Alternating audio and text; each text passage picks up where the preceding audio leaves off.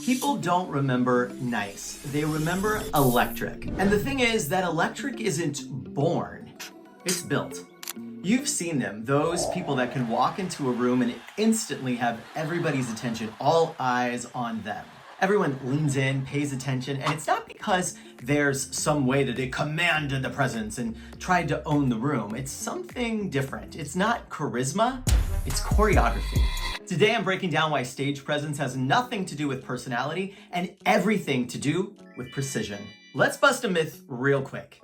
You don't need to be bubbly or energetic or an extrovert or enthusiastic in order to command attention in front of an audience.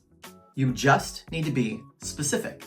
Stage presence is a director's game, not a personality contest. It's about what you choose to do with your focus, with your eye contact, with your physical body, with your voice, with the visuals you show them. And today I'm going to show you how to dive right in and start capturing the attention you deserve. Let me share something back in my college days. I was studying broadcast journalism, and one of the things we had to do was go back and watch famous television moments, news moments, TV debates. And we analyzed the Kennedy-Nixon debate, the presidential debate. And at the time, it was the very first time that an audience had ever seen a presidential debate happen live on television. At that point, it had always been radio. So there was one group of people who listened on a radio broadcast just to the audio, and there were another group of people for the first time who had televisions and they saw presidential candidates right there in front of them at their home screens. And what was interesting is that Nixon had just come off of having surgery and not feeling very well. So he looked a little gaunt, a little pale. And JFK had just come from a vacation. He was looking tan and young. And what happened next is so interesting. The people that listened to the radio broadcast overwhelmingly thought Nixon won the debate based on just what they knew about him, his gravitas, the way his voice sounded. But the people who watched it on television overwhelmingly thought that JFK won because of his presence, because of the way he didn't seem angry or annoyed at being there, because of the way he looked healthy and fit in his suit. Imagine you're walking through a crowded plaza and you see someone moving, not rushing, not racing, not discombobulated, just grounded. That's presence.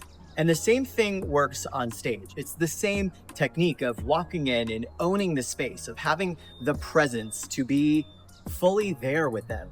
Not distracted, not trying to remember your lines, not trying to figure out where to move next, but present and grounded. Your audience decides in seconds if they trust you, if they're curious about you, if they're gonna give you their attention and listen to you. And it's not just based on what you're saying, it's how you're being. Think about the last time you saw a speaker or presenter who just seemed off a little bit. Like there was something about them that was not quite there. Maybe they were fidgeting. Maybe their movement seemed unconnected to what they were doing. Maybe their words seemed like they were trying to figure out what they're saying next. That's not about being lost. That's about having energy that is disconnected. That energy and that presence, that moment can be your strategy, but only if you know how to aim it, only if you know how to make choices with it. I once coached someone who had been told by someone else that they needed to be more fun, more playful, more extroverts. And so she was trying to do all of these things every time she got on stage that were really disconnected for her energy. And it wasn't working. She seemed like somebody else. She seemed like she was putting on a front, and it wasn't any way that she would normally communicate. And so instead, what we did is we dialed in to her specific energy, her specific type of presence. And it allowed her to be grounded and centered and have the kind of communication style that people couldn't take their eyes off of. That's what we're trying to do when we talk about stage presence and your energy when you walk in front of an audience.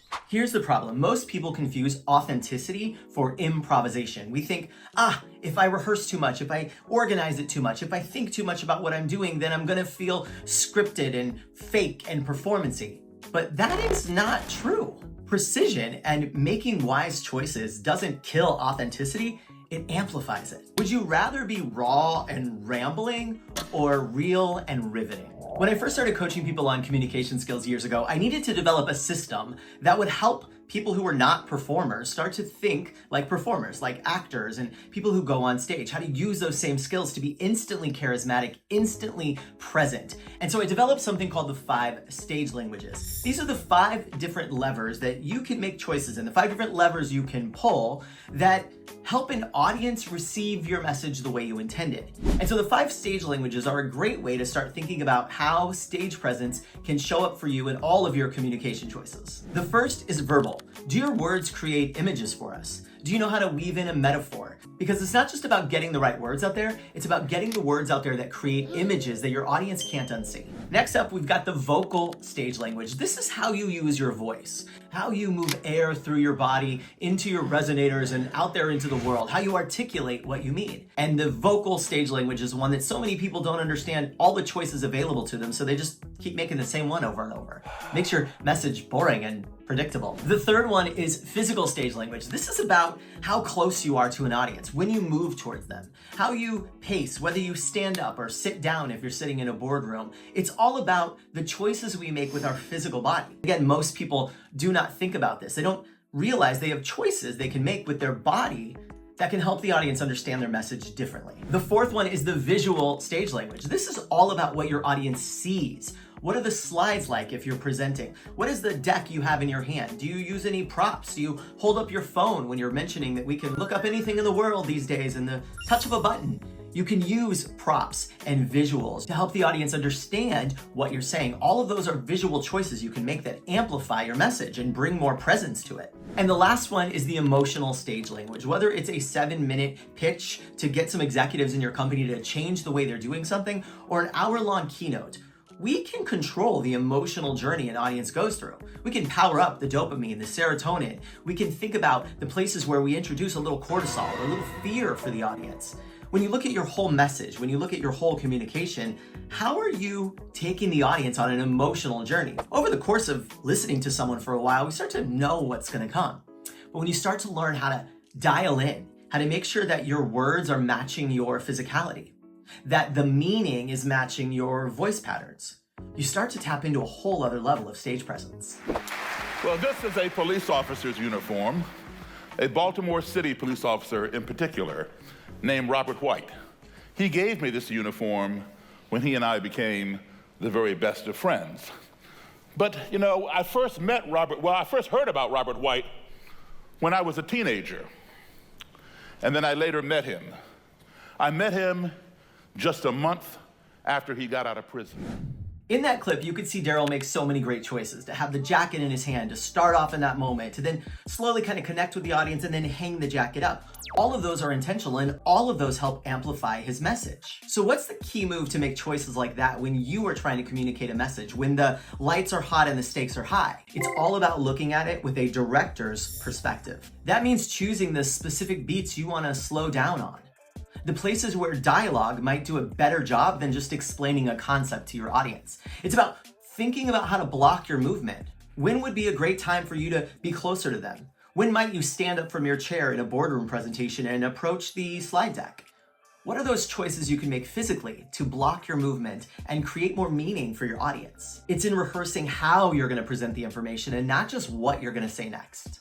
It's about refining all of those little choices you can make, your breath, your pacing, your physicality, what slides you bring, all of those things make a difference. And if you're presenting on camera, it's about thinking, how is the camera angled? What else is available? What is the lighting like? Because all of those things tell your audience something about you that isn't just the words you're saying. And yet most of us don't think about all of those tools that go into what we actually communicate, not just what we say. I know this isn't about being perfect. It's about being intentional. It's about recognizing the choices that you can make, because presence is a strategy. Presence is designed, and your message deserves that level of thought. Stage presence isn't about being loud or being charming or having extrovert energy. It's about being clear. It's about showing up so aligned, so fully embodied that your audience couldn't possibly look away. You don't need to change your personality, you need to amplify your presence. If you're ready to own your next stage, whether it's a big stage in front of lots of people or just a boardroom presentation that you have to give at work next week, then I invite you to subscribe, follow along, and check out the next video.